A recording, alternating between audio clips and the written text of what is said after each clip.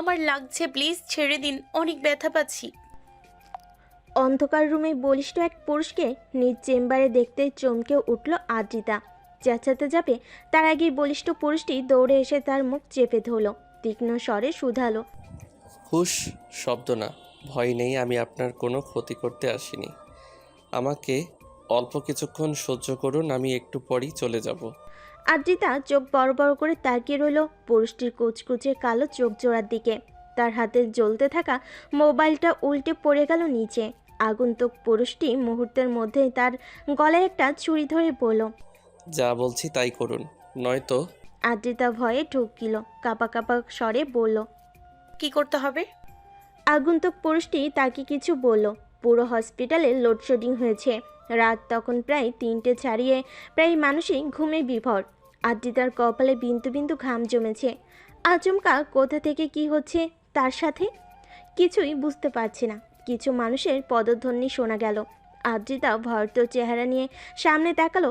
এক লোক তার মুখের ওপর নিভু নিভু আলো থাকা টর্চ লাইট মারল।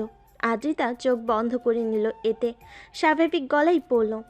আপনারা কারা? পরপর 5জন পুরুষ আর একটা মহিলা ঢুকলো রুমে। একজন খুব ক্ষিপ্ত হয়ে বলল। আমরা কারা তা পরে বলছি, আগে বলুন এখানে কি কেউ এসেছে?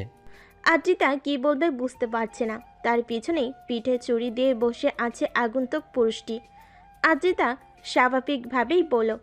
না তো। মহিলাটি প্রশ্ন করলো। আপনি শিওর? জি, আমি অনেকক্ষণ থেকেই এখানে আছি, এখানে কেউ আসেনি। লোকগুলো মেনে নিল, বলল। ঠিক আছে, বিভ্রান্ত করার জন্য দুঃখিত। ইটস ওকে, কিন্তু আপনারা কারা বললেন না তো। একজন বলতে নিলেও মহিলাটি বলল। এটা হসপিটাল স্যার, বিভ্রান্ত করা ঠিক হবে না, পেশেন্টরা ঘাবড়ে যেতে পারে। লোকটি শুনল, মৃদু স্বরে বলল। কেউ না। লোকগুলো চলে গেল। আদ্রিতা থ মেরে বসে রইল। প্রায় আধা ঘন্টা পর্যন্ত তারা দুজন ওভাবেই বসে। পরিবেশ তখন শান্ত। আচমকা মেঘ কেঁপে বর্ষণ শুরু হলো। ফারিস তার পকেট থেকে ফোনটা বের করলো। কল করে বিশ্রী ভাষায় বলল। আধ ঘন্টার মধ্যে আমার গাড়ি চাই, নয়তো তোদের সব কয়টাকে আমি দেখে নিব। ফারিস মাহমুদের সাথে বেইমানি এর ফল কতটা ভয়ঙ্কর হতে পারে তোরা হয়তো ভুলে গেছিস। আমায় শুধু ফিরতে দে। অপর প্রান্তের ব্যক্তিটি ফারিসের কথা শুনেই ভয়ে কাঁপতে কাঁপতে বলল। আসছি ভাই, আসছি। ফোন কাটলো ফারিস।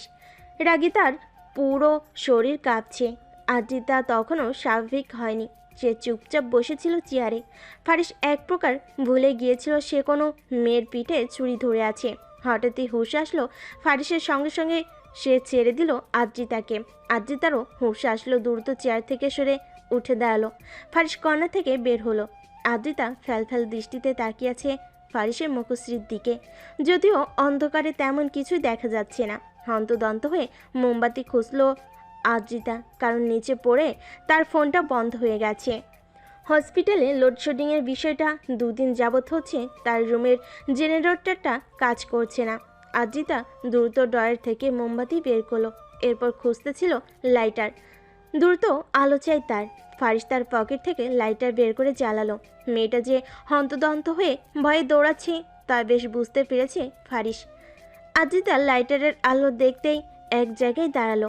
তখন লাইটারের আলোতে দেখতে পেল সেই পুরুষটির মুখশ্রী, মাথায় ঝাঁকড়া চুল, উজ্জ্বল শ্যামবর্ণের অধিকারী পুরুষটির বড় বড় চোখ, চোখের মনির অত্যাধিক কালো, গাল ভর্তি চাপদাড়ি, চোখের পাশে কাটা দাগ, গায়ে কালো জ্যাকেট জড়ানো। সে বসে আদ্রিতার রুমের দেওয়ালে পিঠ ঠেকিয়ে। আদ্রিতার হাত কাঁপছে। এভাবে হুট করে একটা পুরুষ তার চেম্বারে ঢুকে গলায় ছুরি ধরবে ভাবতেই পারেনি। ফারিস চোখের ইশারায় ডাকলো। লাইটে তখনও জ্বলছিল তার হাতে। আদ্রিতা কাঁপা কাঁপা হাতে তার হাতের মোমবাতিটা এগিয়ে দিল ফারিসের দিকে। ফারিস লাইটার দিয়ে মোমবাতি জ্বালালো। আদ্রিতা মোমবাতিটা রাখলো তার রুমে থাকা টেবিলের উপর। কাউকে ডাকার চেষ্টা করতে আদ্রিতার দিকে না তাকিয়ে বলে উঠল ফারিস। শব্দ করবেন না, এই মুহূর্তে শব্দ চাচ্ছি না। আদ্রিতা দাঁড়িয়ে পড়ল চুপচাপ, আর কাউকে ডাকার সাহস করলো না। ফারিস পকেট থেকে এবার বের করলো একটা সিগারেট। সেটাকে লাইটারের সাহায্যে জ্বালিয়ে মুখে দিয়ে ধোঁয়া উড়ালো। আদ্রিতা হতভম্ব হয়ে তাকিয়ে রইল ফারিসের দিকে। ফারিসও এবার দৃষ্টি রাখলো মেয়েটার দিকে। গায়ে ডাক্তারি পোশাক পরে মেয়েটা কাঁপছে। ফারিসের খুব মজা লাগছে। তার জায়গায় অন্য কেউ থাকলে হাসতো, কিন্তু সে হাসছে না, কারণ ফারিস সহজে হাসে না। ফারিসের এবার বিরক্ত লাগছে। সে আরেকবার সিগারেট ফু দিয়ে ধমক দিয়ে বলল, এত ভয় পাওয়ার কি আছে? আমি কি আপনাকে মেরেছি? আদ্রিতা স্থির হয়ে দাঁড়ালো, তাও তার হাত পা কাঁপছে।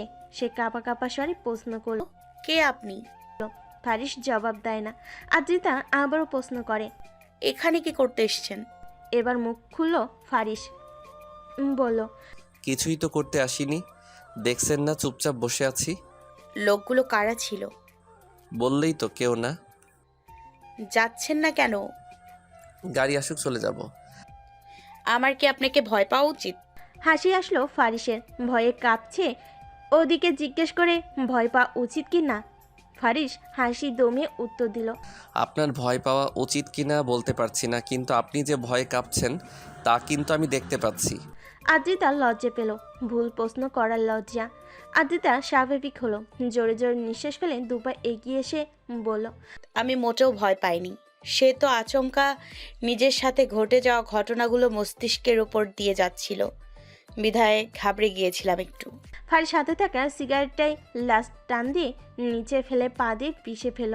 তারপর আয়েশ করে বসে বলল। ও আচ্ছা, বুঝেছি।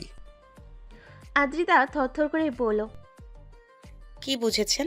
জবাব দেয় না ফারিস। এত কথা সহ্য হচ্ছে না, শরীরে যন্ত্রণা হচ্ছে। ফারিস তার জ্যাকেটটা খুলল। সঙ্গে সঙ্গে আদ্রিতা আবার দুপা পিছিয়ে গিয়ে কাঁপা কাঁপা স্বরে বলল। আপনি জ্যাকেট খুলছেন কেন? ফারিস নিরুত্তর। ফারিস তার জ্যাকেটটা খুলে পিছনে টি শার্টের উপর দিয়ে পিঠে হাত দিল। জ্বলে উঠল বোধহয়। হাতটা সামনে আনতেই দেখলো ফারিস রক্ত। ফারিসের হাতে রক্ত দেখে আদ্রিতা দ্রুত দৌড়ে আসলো। আচমকা হাত ধরে বসলো। ফারিস চিন্তিত স্বরে বলল, রক্ত? আপনি কি আহত? ফারিস জবাব দেয় না। এবার বিরক্ত লাগছে আদ্রিতার। এই ছেলে প্রশ্নের জবাব কেন দেয় না? আদ্রিতা বিরক্ত নিয়ে বলল। কথার উত্তর দিচ্ছেন না কেন? ফারিস স্থির দৃষ্টিতে আদ্রিতার দিকে তাকিয়ে বলল। পানি আছে? আদ্রিতা এক ঝলক ফারিসকে দেখলো, বলল, আছে। নিয়ে আসুন তাহলে। আদ্রিতা দেরি না করে টেবিলের উপর থাকা বোতলটা নিয়ে গ্লাস ভরে পানি নিয়ে এসে দিল ফারিসের হাতে। ফারিস নিল।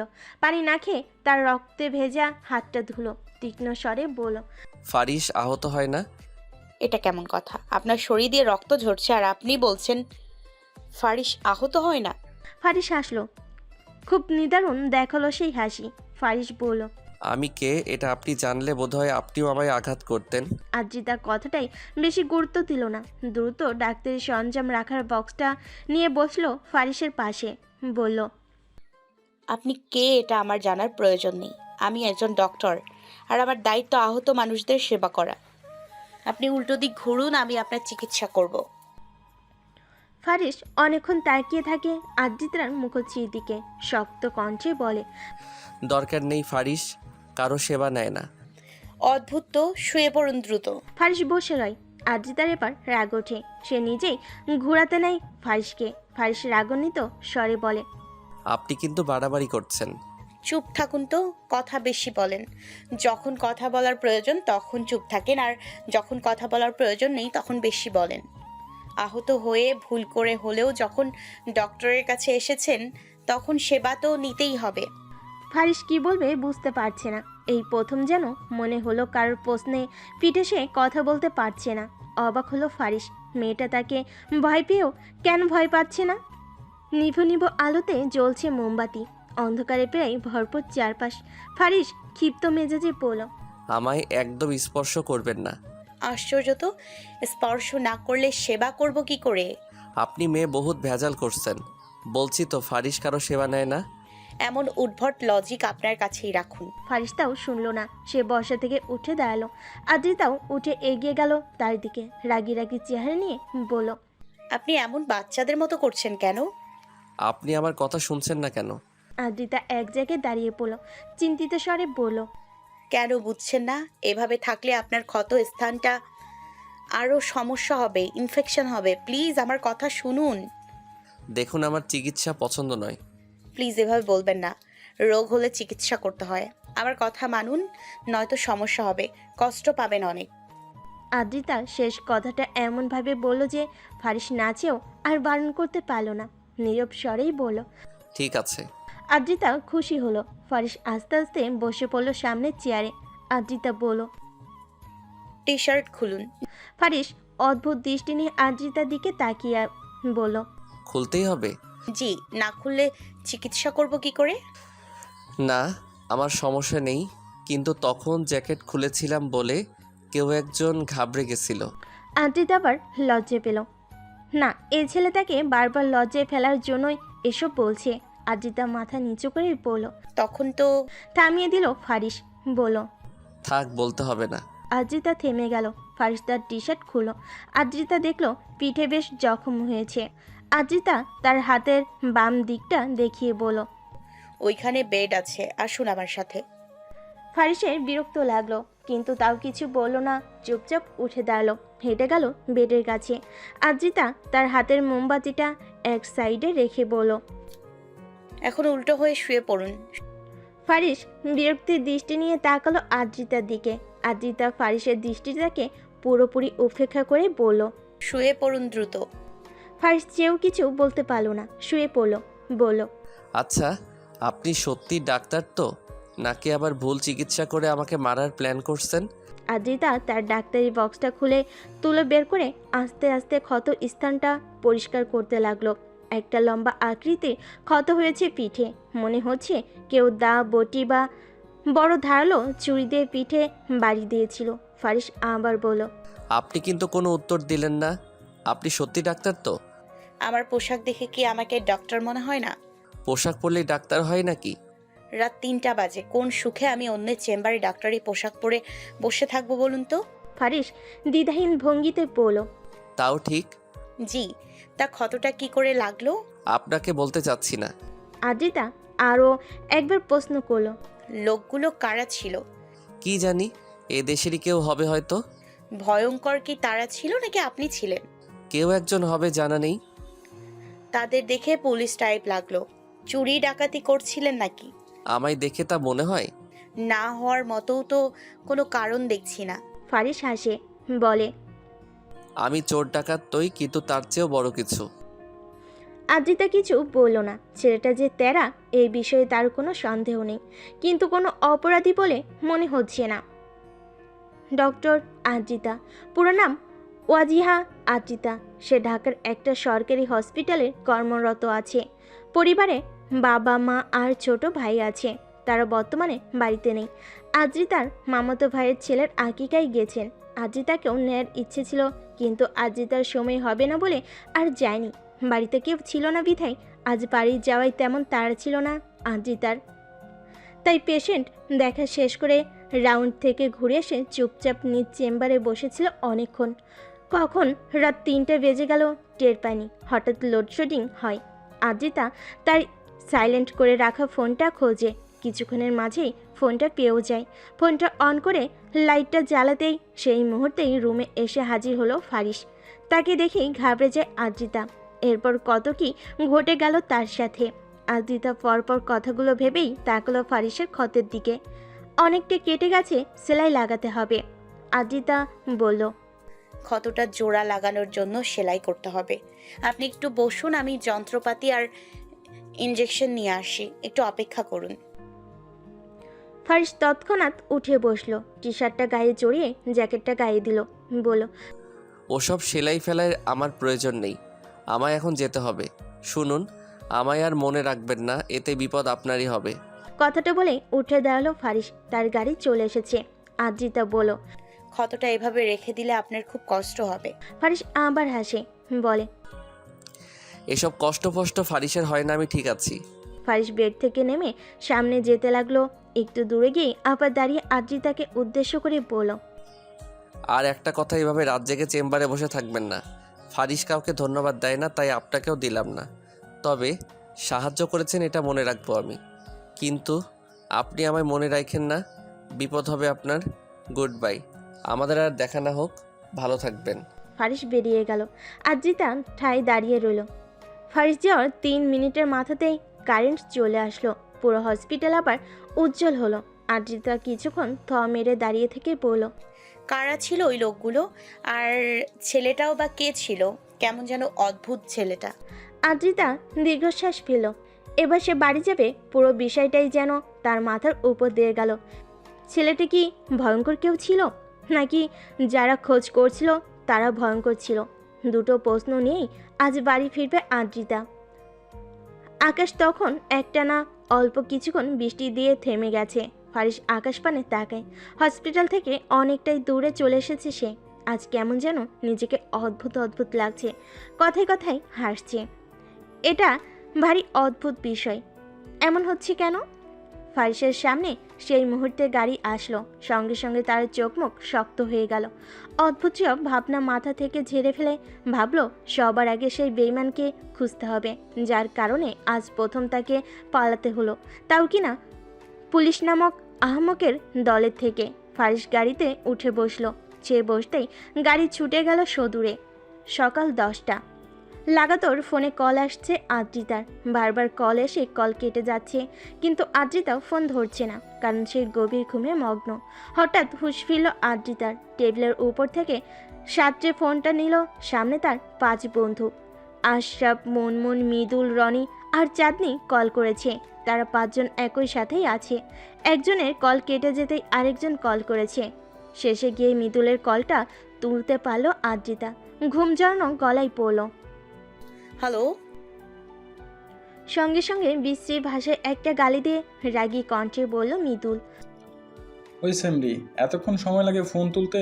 কতক্ষণ থেকে আমরা ফোন করছি জানিস? তৎক্ষণাৎ ঘুম উড়ে গেল আদ্রিতার। ফোনটা কান থেকে সরিয়ে নাম্বার দেখে বলল। কি হইছে? এবার মৃদুলের থেকে চাঁদনি ফোনটা নিয়ে বলল। তুই ঠিক আছিস তো আদু? আদ্রিতা অবাক হয়ে বলল। সকাল সকাল মদ খেয়ে কল করলি নাকি? আমার আবার কি হবে? এবার আশরাফ ফোনটা নিয়ে বলল। তুই নিউজ দেখিসনি? কিসের নিউজ? মুনমুন তীক্ষ্ণ স্বরে বলল। টিভি দেখার আমি। আদ্রিতা এবার লাফিয়ে উঠল। সকাল সকাল হলো কি এদের? আদ্রিতা তার ফোনটা দেখলো সকাল 10টা বাজে। সঙ্গে সঙ্গে আরও যেন চমকে উঠল আদ্রিতা। এত বেলা অবধি সে ঘুমিয়েছিল। আদ্রিতা ফোনটা কানে ধরে বলল। দোস্ত, সকাল 10টা বাজে, এদিকে আমি এখনো ঘুমিয়েছিলাম। রনি বলল। বোন, টিভি খুলে নিউজ দেখ। আদ্রিতা বিছানা থেকে নামলো, চলে গেল সোফার রুমে। দ্রুত টিভিটা অন করে নিউজের চ্যানেল ধরল। একজন ভদ্রমহিলা বলছেন, দেশ ধরিয়ে এক মাফিয়াকে পুলিশ আটক করতে গিয়েও একটুর জন্য বেঁচে যায়। জানা যায় কাল শেষ রাতের দিকে কোনো এক হসপিটালে গা ঢাকা দেয় মাফিয়াটি। পরে আর খোঁজ পাওয়া যায়নি। ছেলেটির মুখ ঢাকা থাকার কারণে চেহারাও দেখা যায়নি। আদ্রিতা থ মেরে সোফায় বসে পড়ল। হাত থেকে অটোমেটিকলি রিমোটটা পড়ে গেল। সে অদ্ভুত শব্দ করেই বলল। তবে কি কাল রাতে ফারিস নামের ছেলেটি দেশ বিরোধী মাফিয়া ছিল? চোখ বড় বড় করে টিভির পর্দার দিকে তাকিয়ে আছে আদ্রিতা। তার যেন এখনো বিশ্বাস হচ্ছে না রাতের ওই ছেলেটি দেশ বিরোধী এক মাফিয়া হবে। ছেলেটাকে দেখে তো তেমন মনে হলো না। হ্যাঁ, শুরুতে ছেলেটাকে দেখে একটু ভয় পেয়েছিল আদ্রিতা। তার গলায় ছুরি ধরার বিষয়টা তো বেশ চমকে যায়, কিন্তু তার কেন যেন মনে হয়েছিল ছেলেটা মেবি বিপদে পড়েছে, আর এই লোকগুলোই বাজে ছিল বোধহয়। কিন্তু এখন কি বের হলো, ওই লোকগুলো সত্যি পুলিশ ছিল। ইস, তারা যদি একবার বলতো তার পুলিশ, তাহলে চোখের ইশারায় হলো আদ্রিতা দেখিয়ে দিত পিছনের ছেলেটিকে। আদ্রিতার আফসোস হলো, আবার ভাবলো এমনটা নাও হতে পারে, অন্য কেউ তো হতে পারে। তাদের হসপিটালেই ঢুকেছিল এমনটাও তো বলেনি, অন্য হসপিটালও হতে পারে। মুখ নাকি ঢাকা ছিল, কিন্তু ফারিসের তো মুখ ঢাকা ছিল না। খানিকটা বিপর্যস্ত ছিল, কিন্তু মাফিয়া টাইপ এমন কিছু মনে হয়নি। আদ্রিতার ফোনে তখন লাউড স্পিকারে মৃদুল ওরা সবাই ছিল। অনেকক্ষণ যাবৎ হ্যালো হ্যালো করছে, কিন্তু আদ্রিতা কিছু বলছে না। মৃদুলের বিরক্ত লাগলো। সে একটা ধমক দিয়ে বলল। ওই হালার পহালা, তুই কি আসিস নাকি ময়রা ভূত হয়ে গেছিস? সামনে পাইলে এমন বাইরামু যে জামাইয়ের নাম মনে রাখতে পারবি না। আদ্রিতার বাচ্চা। আদ্রিতার হুঁশ আসলো। স্তব্ধ সুরে থেমে থেমে গলায় পড়ল। বল। ময়রা গেছিলি নাকি? আমার তেমনটাই লাগছে। আদ্রিতার কথা শুনে সবাই চিন্তিত হলো। তবে কি তাদের ধারণাটাই ঠিক হলো? মাফিয়াটি কি তাদের হসপিটালেই গিয়েছিল? কাল সবাই একটু ব্যস্ত থাকে, যে যার বাড়ি চলে যায়। আদ্রিতা কাল অনেক রাত অবধি হসপিটাল ছিল, তাই তারা চিন্তিত হয়ে তাকে ফোন করে। মুনমুন ধীরস্বরে বলল, আমরা কি তোর বাসায় আসবো আদু? আদ্রিতা আনমনেই বলে উঠল। আয়। ফোন কাটলো আদ্রিতা। চেয়ে রইল টিভির পর্দার দিকে। এখনো যেন কানে বাজছে দেশবিরোধী মাফিয়া। নিজের কক্ষে আয়নার সামনে কালো শার্টের অর্ধেক খুলে পিঠটাকে আয়নার দিকে ঘুরিয়ে ক্ষত স্থানটি দেখার চেষ্টা করলো ফারিস। অনেকটা জখম হয়েছে। তার মনে পড়ল কেউ একজন ধারালো ছুরি দিয়ে তার পিঠে গভীরভাবে পোজ দিয়েছিল। লোকটা পিছন থেকে পোজ দেয় ফারিসকে। ফারিস তার গায়ে শার্টটা জড়ালো, উচ্চ স্বরে ডাক দিয়ে বলল, আদিপ। ফারিসের এক ডাকেই দরজা না খুলেই আদিপ ঢুকতে নিল কক্ষে। সঙ্গে সঙ্গে একটা বাড়ি খেলো মাথায়। শব্দ বের হলো মুখ দিয়ে। সে কপাল ডলতে ডলতে বলল, ভাই দরজা বন্ধ তো। ফারিস বিরক্ত নিয়ে বলল, উল্টো দিকে টান দাও ইডিয়েট। আদিপ ঠোঁটে কামড় দিল, যে বারবার ভুলে যায় ফারিসের রুমের দরজার সাইড বাহির দিকে। আদিপ দরজা খুলে ভিতরে ঢুকলো কাপা কাপা স্বরে বলল, সরি ভাই। ফারিস তাকালো আদিপের দিকে, বলল, নতুন যুক্ত হওয়া সব কয়টাকে আধা ঘন্টার মধ্যে আমার চাই আদিপ। আদিপ মাথা দুলিয়ে বলল, আচ্ছা ভাই, কোথায় আনবো? অফিসে নিয়ে আসো। ঠিক আছে। বেরিয়ে গেল আদিপ। আদিপ হলো ফারিসের অ্যাসিস্ট্যান্ট। ছোটবেলা থেকেই তারা দুজন একসাথে আছে। আদিপ প্রথম ফারিসকে তুই তুই করে বলতো, কিন্তু চোখের সামনে একটা ঘটনা দেখার পর থেকে সে তুমি করে বলে। অজানা কারণে ফারিসকে সে ভয়ঙ্করভাবে ভয় পায়। ফারিস তার সাথে বন্ধুর মতো আচরণ করলেও আদিপের ভয় আর কাটে না। ছোটবেলার ভয়টা কিছুতেই যাচ্ছে না। তবে ফারিস জানে এই দুনিয়ায় তাকে যদি নিজের থেকেও কেউ বেশি ভালোবেসে থাকে, সে হলো আদিপ। এমনও দিন গেছে তারা দুটো জুতো পালিশ করে একটা রুটি কিনে দুজনে ভাগ করে খেয়েছে। ফারিস তার ফোনটা তুলল, কাউকে কল করে বলল, কালকের কিছু সিসিটিভি ফুটেজ আমার চাই রফিক। আধা ঘন্টার মধ্যে জোগাড় করে আমায় পাঠাও। ফারিসের কথা শুনে রফিকও বলল, আচ্ছা বস। চিন্তিত চেহারা নিয়ে সোফায় গোল হয়ে বসে আছে 5 জোড়া চোখ। তাদের সবার চেহারাই থমথমে। তারা তাকিয়ে আছে আদ্রিতার মুখশ্রীর দিকে। কিছু যে একটা ঘটেছে এটা বুঝতে তাদের বাকি নেই। আশরাফ, মুনমুন, মৃদুল, রনি আর চাঁদনি, এরা সবাই এক একজন এক এক বিষয়ে doctor. Ashraf orthopaedist, Munmun dermatologist, Mridul forensic ডাক্তার, রনি পেডিয়াট্রিশিয়ান, চাঁদনি ডেন্টিস্ট আর আদ্রিতা সার্জারির ডাক্তার। সব ধরনের সার্জারির কাজই সে করে। মৃদুল নীরবতা কাটিয়ে বলে উঠল, তুই কি কিছু বলবি নাকি ঠাটিয়ে একটা দিব গালে? আদ্রিতা অদ্ভুত দৃষ্টি নিয়ে তাকালো মৃদুলের দিকে। মুনমুন আর চাঁদনি আদ্রিতার দুপাশে বসলো। দুজনে দুই দিক দিয়ে দুহাত ধরে বলল, এভাবে চুপচাপ বসে আছিস কেন? কিছু কি হয়েছে? আদ্রিতা এবার মুখ খুলো, বলল, কাল রাতে। সবাই উৎসুক দৃষ্টিতে তাকালো আদ্রিতার দিকে। রনি বলল, কি হয়েছে কাল রাতে? আদ্রিতা রনির দিকে তাকিয়ে বলা শুরু করলো, কাল রাতে আমি 3টা অবধি হসপিটাল ছিলাম। তারপর হঠাৎ লোডশেডিং হয়। তখন আমার কেবিনে একটা ছেলে আসে। যতটুকু জেনেছি ছেলেটার নাম ফারিস মাহমুদ, কিন্তু ছেলেটাকে কোনো অ্যাঙ্গেল থেকেই মাফিয়া মনে হয়নি। সবার চোখে মুখে বিস্ময়ের চাহনি। আদ্রিতা ধীরে সুস্থে কাল রাতের সব ঘটনা খুলে বলল সবাইকে। আশরাফ তো বলে উঠল, আমাদের এক্ষুনি পুলিশ স্টেশন যাওয়া উচিত। আশরাফের কথা শুনে মুনমুন বলল, কিন্তু ছেলেটা তো মাফিয়া না হয়ে অন্য কেউ হতে পারে। আবার ভাবনাই পড়ল সবাই। মৃদুল বলল, আমি তো 90% শিওর ওই ছেলে মাফিয়াই হবে। আদু, তোর কি ছেলেটার চেহারা মনে আছে? আদ্রিতা 2 মিনিট ভেবে বলল। হুম। চাঁদনি এক্সাইটিং নিয়ে বলল, কেমন দেখতে রে শয়তানটাই, দাঁতগুলো নিশ্চয়ই কালা, হাতে ট্যাটু ম্যাটু ছিল আদু। আমি কোথায় যেন পড়েছিলাম মাফিয়াদের সারা শরীরে নাকি ট্যাটু থাকে, ফারিস মাহমুদের গায়েও ছিল নাকি। আদ্রিতা বেশি সময় না নিয়েই বলল, না, ওসব তো ছিল না। মাথায় ঝাঁকড়া চুল, উজ্জ্বল শ্যামবর্ণের অধিকারী পুরুষটির বড় বড় চোখ ছিল। চোখের মনি অত্যাধিক কালো, গাল ভর্তি চাপদাড়ি, চোখের পাশে কাটা দাগ, গায়ে কালো জ্যাকেট জড়ানো ছিল। সুদর্শন যুবক বলা যায়। মুনমুন চেঁচিয়ে বলল, আরে বাস, আমি তো বর্ণনা শুনে প্রেমে পড়ে গেলাম। না, এ ছেলে মাফিয়া হতে পারে না। মুনমুনের কথা রনি চোখ মুখ কুচকে বলল, তুই থামবি মন? কথা নেই বার্তা নেই, যারে দেখে তারই প্রেমে পড়ে। এটাই তো না দেখেই প্রেমে পড়ে গেছে। মৃদুল হেসে বলল, ওটা তো অমনই পাগল যেন কথাকার।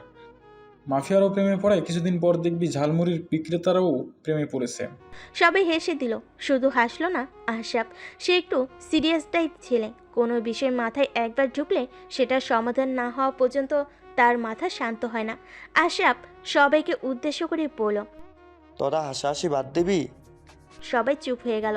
আশরাফ এবার বলল, আদু আর দেরি নয়, এক্ষুনি আমরা পুলিশ স্টেশন যাব। তুই তৈরি হয়ে আয়। আজিতা চিন্তিত স্বরে বলে, সত্যি যাবি? তাড়াতাড়ি যা। আজিতা উঠে গেল।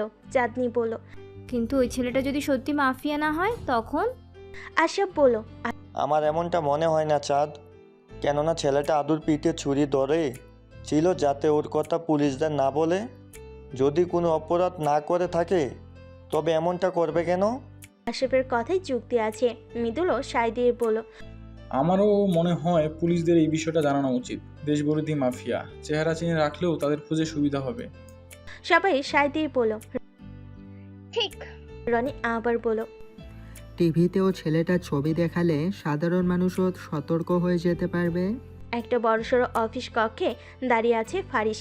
তার সামনেই গত মাসে আসা 10 জন ছেলে দাঁড়ানো। সবার চোখে মুখে আতঙ্ক, সবার মুখেই একটাই কথা, তারা কিছু করেনি।